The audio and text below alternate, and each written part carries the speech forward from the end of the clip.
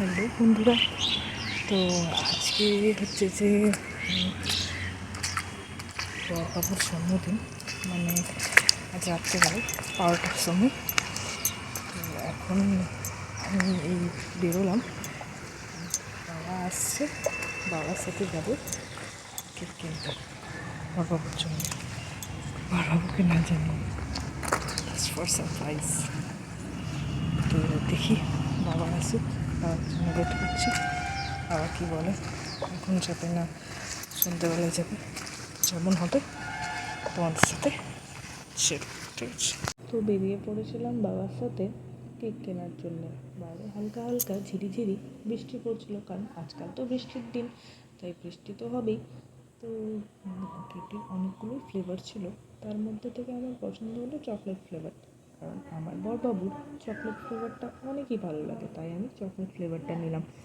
আর যেহেতু আমি নিকনেম দিয়েছি, আমার বড়বাবুর নিকনেমে ডাকি, তাই নিকনেমটাই আমি কেকের উপরে লেখালাম। তো কেকের উপরে নিকনেমটা লেখানোর পর বেরিয়ে পড়লাম বাড়ির জন্য।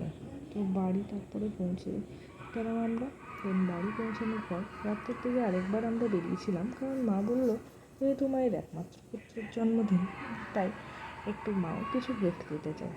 তো বেরিয়ে পড়েছিলাম সেই জন্য আমরা একটু জুডিওর উদ্দেশ্যে। বড়বাবুও ছিল সাথে, কারণ বড়বাবুর আবার নিজের পছন্দ করা জামা বেশি ভালো লাগে, তাই বড়বাবু বললো যে চলো আমিও যাবো।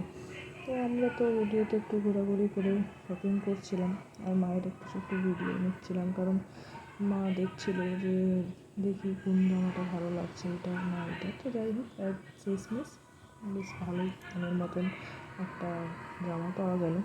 দেন আমরা একটু আয়নাতে ভিডিও শ্যুট করে নিলাম, দেন বাড়ি আমরা চলে এলাম। তো বাড়ি আসার পরে রাত 12টার সময়তে কেক কাটার জন্য একটু প্রিপারেশন করা ছিল, তাই জলদি করে বাড়ি এসে খাবার দাবার কমপ্লিট করে মোবাইলটাকে এক জায়গায় সেট করে বড়বাবুকে ডাকতে গেলাম। তো আজকের এই সারপ্রাইজিং বার্থডে ব্লগটা তোমাদের কেমন লাগলো জানাতে ভুলো না কিন্তু। Bye bye, good night.